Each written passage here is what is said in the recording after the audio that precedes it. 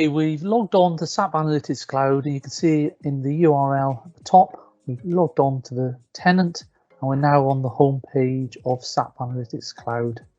So I'm presented with some helpful links. So for example, I've got my calendar, and these lists the tasks which are due for me to complete as part of the consolidation process. We'll be coming back to our calendar shortly. To the right of this, I've got two dashboards. Again, this is customizable, where I'm just showing a simple waterfall of my consolidated results between budget and actuals, explaining volume, mix, and OPEX. And then also I have the metrics on my right, so revenue, gross profit, and a comparison between the budget and the forecast. Okay, so here I've got what we call my favorites. So I can go to my favorite reports, shared with me, people who've shared reports with me, but actually I'm going to go into my catalog. And this is where I can find all the reports which are available to me.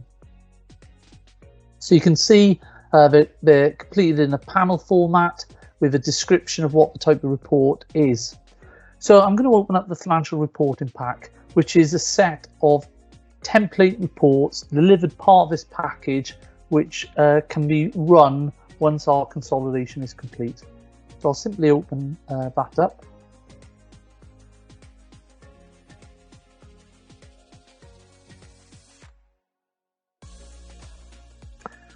And we'll begin with the income statement. And you can see here that we're looking at the Finland Group consolidated results. So the consolidation process has been run, but now here I've got a very highly formatted report, which I would say is static, so which you could print off or convert to PowerPoint or PDF, which I'll show later. So it's a formal financial statement report. We're not going to drill down in here yet, but I'll show you that later. At the moment, we're comparing actuals to budgets and also full year forecast, but you could compare it to whatever version you like. And then we've just added some charts on the side. What is interesting, this report is currently set to March 2019. But as you'd expect, just by clicking on it, you can select whatever date you wish, and the data would update accordingly. Similar, if I look at company, I'm currently looking at the Finland Group, but I could unclick the boxes just to show the data which is just relevant to a company. So for example, if I wanted property development, you'll see that the numbers update for property development and present the numbers back. So that income statement for property development. I'm going to click back on Finland Group. Just looking down here, I can see the other reports within the SAP Analytics Cloud story. So we have a consolidated balance sheet. Again, this format is dependent on the company's requirements. I also have a cash flow. So as part of consolidation, we've run some cash flow logic, which has moved the movements in the trial balance to the cash flow. There's also, we could also look at the balance sheet by company.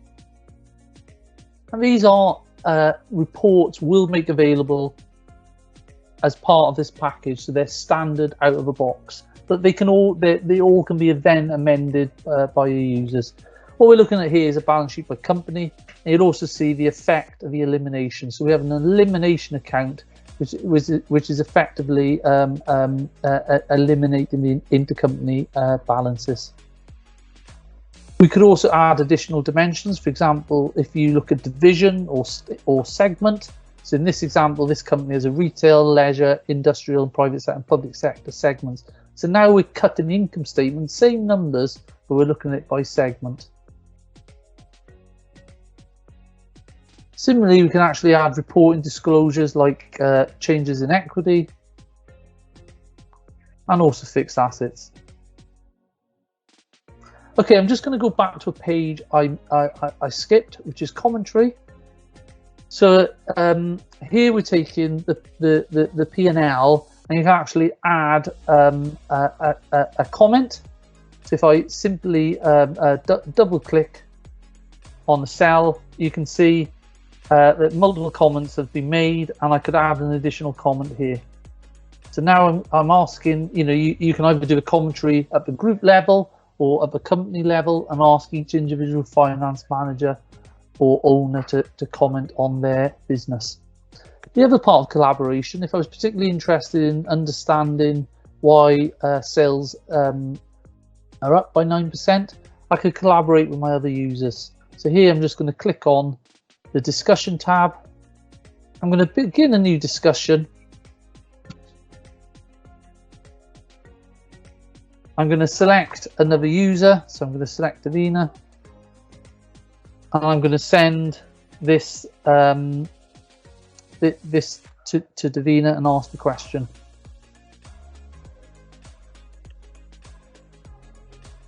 Could you please look at the revenue, please?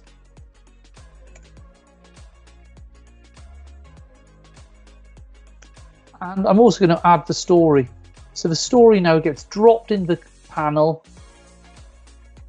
and then that gets sent to Davina. Davina opens that up, and she can open the report, and it would open in exactly the same context, i.e.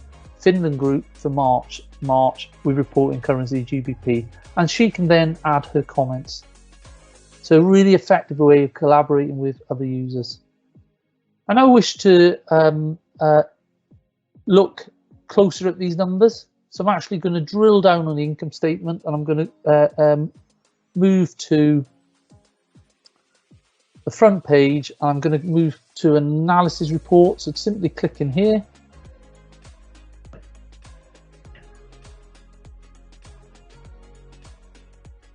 And just gives me a little bit more flexibility of the numbers I can look at.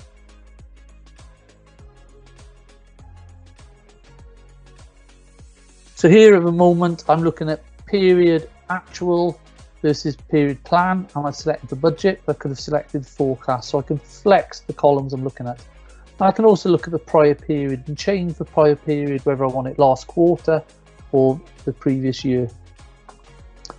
So one other thing I can do here now, I'm going to drill down and look at it by GL account. So I'm drilling down the levels. And I can now see the income statement by GL account.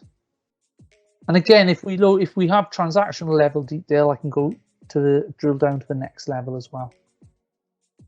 Okay, I want to play with the income statement numbers a little bit now and slice and dice. So I'm just going to go to the analysis tab.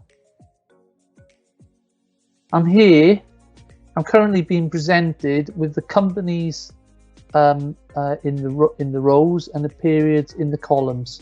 So for example, I can change my rows and my columns. So rather than look at net revenue, let's look at operating margin. So I'm just going to click on operating margin, and then I'm looking at the companies with the operating margin. I can see property development's very high by period. Again, I can change this. For example, if I wanted to look at the profit center in the columns, I could. Similarly, I could look at my assets. Rather than look at the profit center for my assets by company, I'm going to look at audit trail.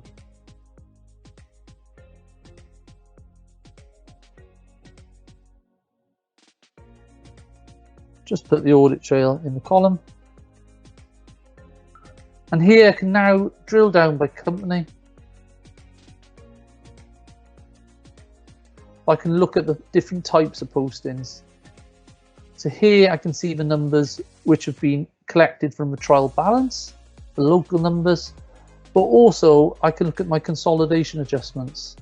If I just drill down there, I can see my intercompany balance sheet eliminations. So this is the audit trail dimension. It basically allows us to look at all the consolidation adjustments which have been posted on top of the local trial balance. I can also look at this report, income statement period. So again, I'm actually interested in variance to budget. So I've got the P&L by period. I'm just going to look at variance to budget. So as you can see, very flexible drill down, the ability to slice and dice and look at and really drill down on your data and understand the variances in the income statement. Okay, I'm just going to return to the catalogue now. And now I'm just going to show you, so we looked at the financial reporting pack, but I'm going to show you an example of a board pack. So this is much more highly formatted. We've got a cover sheet. We've also got an index. And these are the pages of our management reporting pack. This is a sample pack. I'm going to just jump on to profit and loss, month to date. And you'll see a different type of story now. So where we entered one line of commentary, here we can actually enter a story commentary. So this is looking at the variances between the budget and the actuals. Also notice in the management reporting pack, we're using constant currency. So the system not only translates to the group currency, but we can actually translate the actuals at a budgeted rate so that we can compare actuals versus budget on a like-for-like basis. You can also see down the bottom here, we've got an example of a waterfall chart where we're comparing actuals versus budget. So this is a very highly formatted report, and there's some other examples here. So I'll just pop up and just some month to date. And this has got a threshold, and it also allows us to drill down by company or country in the columns. So this can be sent and this can be refreshed on a monthly basis, weekly basis, and sent to individual users. And then the user via the email could click the link and come into this report. We could also PDF it so it's printable and ready to go out as a management reporting pack. And I'll just show you an example of this. So here I've done this already, but I'm just going to open up the PDF version of this report. And you can see there, this has gone into a PDF, and this could be sent out to users to review the data if they didn't want to, or they can come in live to SAP Analytics Cloud and interact with it directly.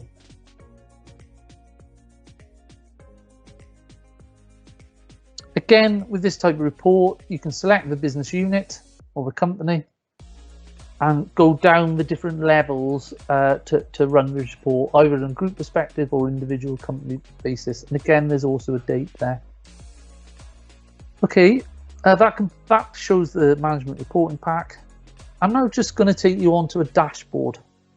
And again, this dashboard comes out of a box with our Finance Insight package. And basically, we've created a series of global metrics which could be used with any company. But again, as users, you can change these reports and make them applicable for your requirements. So in this example, we're looking at profitability.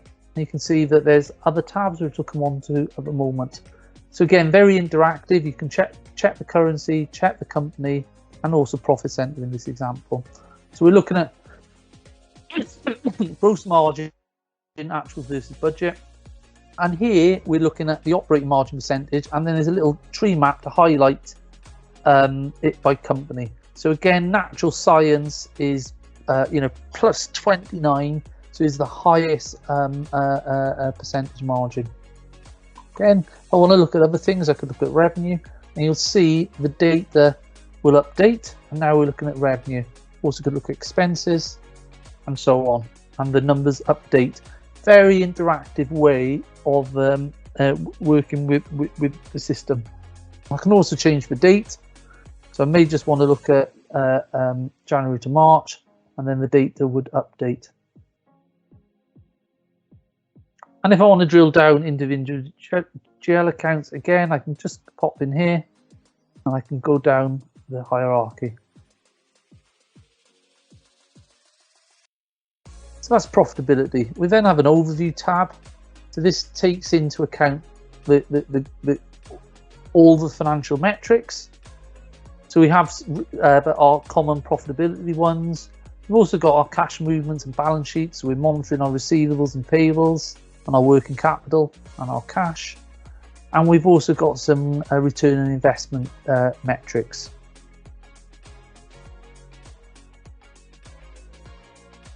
Just showing some of our liquidity. So here we're looking at cash. and trade debtors and trade creditor ratios to just check our liquidity. And then we've got some return on investment metrics as well. So looking at return on capital employed, debt to equity, and turnover to fixed assets. And also we can clearly see our balance sheet movements. But just click over there, look at our current assets. We can see the dark blue is cash, and there's a big shift to cash at bank in April.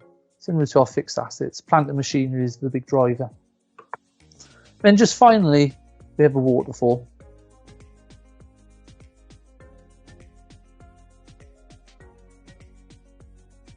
So here we're looking at our income statement movements, our cash flow movements, and our balance sheet movements. So this, again, is a finance dashboard out of the box with these standard financial metrics, which you can add to. So just to complete our reporting now, I just want to show an example of a sales dashboard, show you the other types of dimensions you can report on. Okay, so a very visual dashboard, and basically we're looking at the sales for the year, and we're looking at it by product, by sales office, and by customer group, and by country. And we can just see these very helpful graphs showing, the high performing products or components, and we can just see there that it's got the highest sales revenue, and it's got a gross margin of 39%. What I wanted to show here, I won't go into this in too much detail, I wanted to show what we call smart insight. So by simply clicking on any piece of data, you can drill down and use smart insight. So if I just click on revenue, something comes up called smart insights. And what the system will do now, I can either look at the variance, actual budget, or the data point. So I want the system to go away and investigate what these movements in revenue are. So I'm just going to click the data point. You'll see on the right now, through artificial intelligence, the machine is looking at the 14.5 million of revenue, and is working out the explanations of what is driving this revenue. And it comes back in a number of statements. So for example, the first one is looking at a trend. So I can see the trend of data. I could look at that quarter as well. That's more helpful. But it's also pulling out the dimensions. So it's looking at, it's saying connectors, the product is the top product contributor. And if I just drill down on that, I can see the breakdown by product. I can see the breakdown by company or entity. So Welland and Leeds in New Zealand. I can also see the top customer. And I can also see the top country. And if I want to further drill down, I can just click on any one of these and say, right, I'm interested in connectors, and run Smart Insights again, and then it'll go down to the next level. So very intuitive drill down, automatic drill down, and removing the human bias in the analysis.